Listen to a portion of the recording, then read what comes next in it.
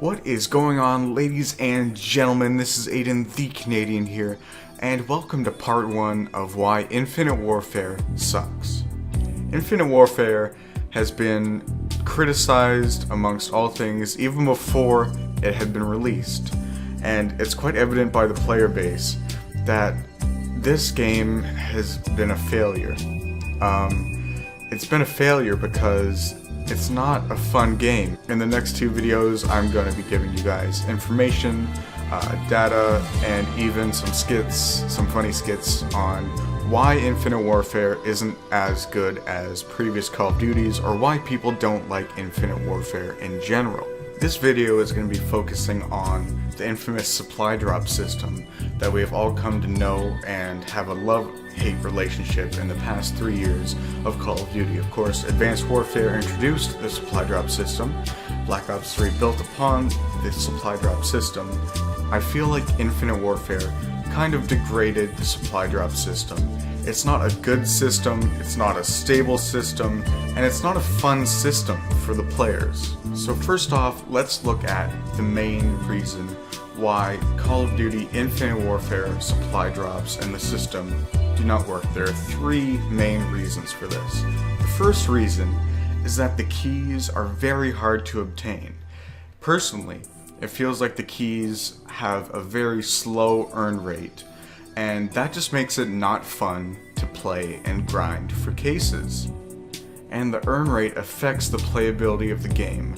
It doesn't have the characteristic to make me want to come back and grind for more items, as the earn drop is so slow and sluggish. It's not fun to just come back, wake up, be like, oh yeah, I'm gonna grind, get me some epic variants, some epic clothes, whatever you want to get in this game. It's going to take a while for you to obtain that. Second reason that Infinite Warfare supply drops are not a well thought out system is because the earn drops that you get seem to be so rare, the weapons, the variants seem to be so rare and unsatisfying. If you grind enough matches, which is sometimes 15 to 16, 17 matches, to get enough keys to earn a rare supply drop, you want to get something that was worth your while.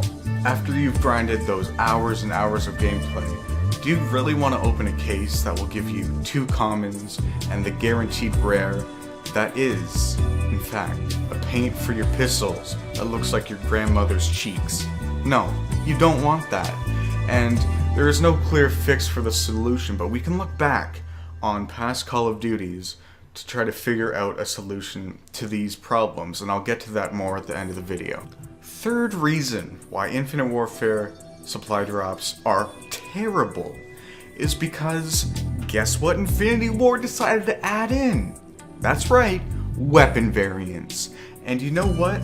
This time they made it even worse than the weapon variants that were in Advanced Warfare.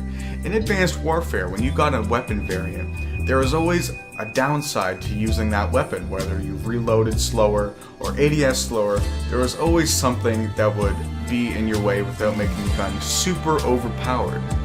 In Infinite Warfare, when you get an epic gun, you literally have no downsides to using that weapon.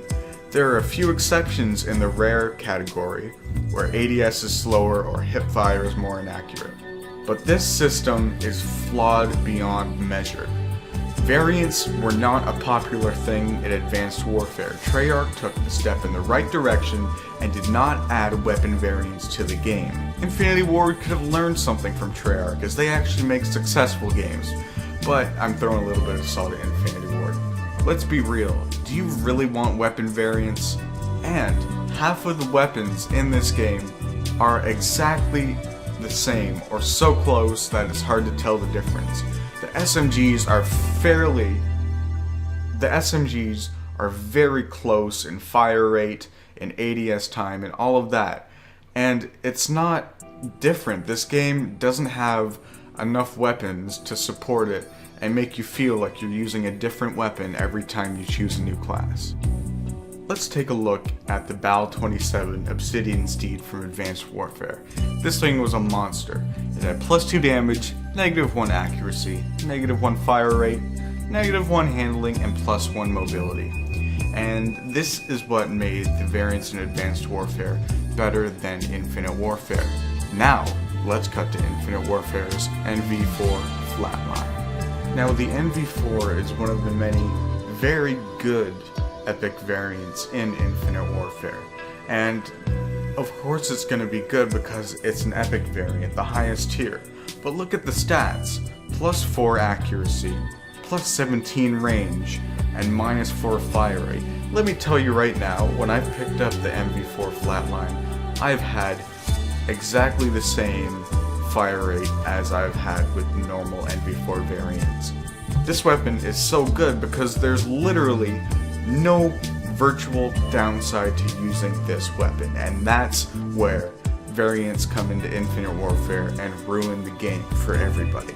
Thank you for watching part 1 of Why Infinite Warfare Sucks. Leave a comment below your opinion on the game, on what you think about it, how you feel about it, what you think about supply drops, all of that good stuff. I'll respond to every comment. This has been Aiden the Canadian here, and I'll see you guys in the next video. Peace out.